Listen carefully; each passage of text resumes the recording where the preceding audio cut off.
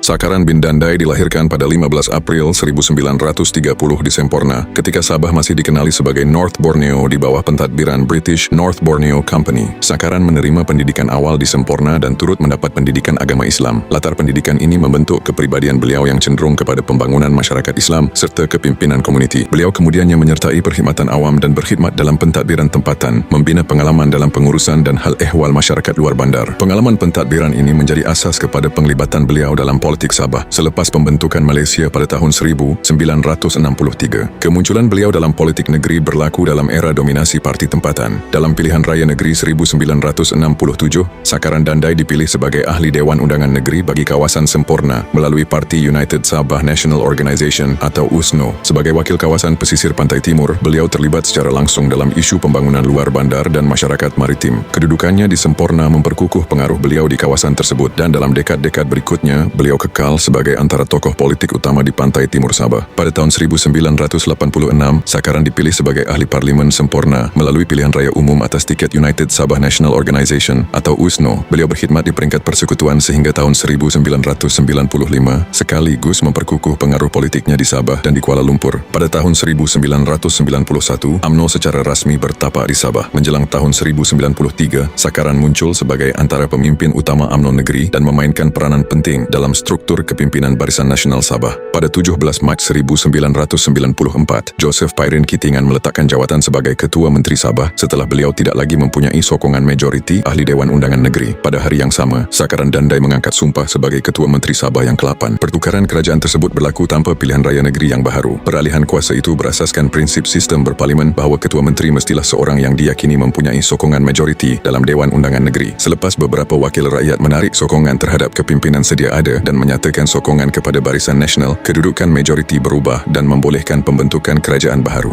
Krisis politik pada tahun 1985 dan 1994 membuktikan bahawa majoriti tipis dalam pilihan raya boleh mencetuskan perebutan sokongan dan perubahan kerajaan tanpa pilihan raya baharu. Susulan krisis ini, Barisan Nasional Sabah memperkenalkan sistem penggiliran jawatan Ketua Menteri bagi membahagikan kuasa antara Bumiputera Islam, Bumiputera bukan Islam dan Cina dengan tempoh kira-kira 2 tahun setiap giliran. Pada 30 Mac 1994, Sakaran Dandai dilantik sebagai pengerusi Lembaga Pemegang Amanah Yayasan Sabah, sebuah institusi utama dalam pembangunan pendidikan serta pengurusan sumber negeri. Sepanjang tahun yang sama, beberapa projek penting diteruskan. Pada 24 Jun, beliau merasmikan Sinora Plimil 2 di Sandakan bagi mengukuhkan sektor pemprosesan kayu. Pada pertengahan tahun 1994, Fasa 1 Borneo Rainforest Lodge di Danum Valley mula beroperasi sebagai kemudahan ekopelancongan komersial, menandakan langkah penting dalam memanfaatkan nilai pemeliharaan hutan sebagai sumber ekonomi negeri. Menjelang penghujung tahun 1994, beliau merasmikan kemudahan penyelidikan di kawasan Danum Valley bagi memperkukuh agenda penyelidikan biodiversity dan pemeliharaan sumber hutan di bawah Yayasan Sabah. Perkembangan ini menunjukkan bahawa meskipun berdepan ketidaktentuan politik, pentadbiran beliau kekal menumpukan kesinambungan pembangunan, pengurusan sumber secara terancang dan pendekatan yang pragmatik terhadap ekonomi negeri. Pada 27 Disember 1994, Sakaran bin Dandai menamatkan jawatannya sebagai Ketua Menteri Sabah selaras dengan pelaksanaan sistem penggiliran yang dipersetujui dalam kerajaan negeri selepas pilihan raya 1994. Pada 1 Januari 1995, beliau dilantik sebagai Yang di-Pertua Negeri Sabah yang ke-8 dan berkhidmat sehingga 31 Disember 2002. Peralihan ini menandakan perubahan peranannya daripada Ketua Kerajaan kepada Ketua Negeri berperlembagaan yang menjalankan fungsi institusi tanpa terlibat dalam pentadbiran harian. Sakaran turut dikenali melalui penglibatannya dalam Pertubuhan Islam seluruh Sabah serta inisiatif Yayasan Sabdi yang memberi tumpuan kepada pembangunan sosioekonomi, pendidikan masyarakat dan penyebaran kesusasteraan Islam. Pada 30 Ogos 2021, beliau meninggal dunia pada usia 91 tahun. Dalam sejarah negeri, beliau dikenang bukan kerana tempoh yang panjang, tetapi kerana kedudukannya di titik peralihan penting. Walaupun tempoh kepimpinannya singkat pada angka, peranannya signifikan dalam membentuk fasa baharu struktur pentadbiran Sabah.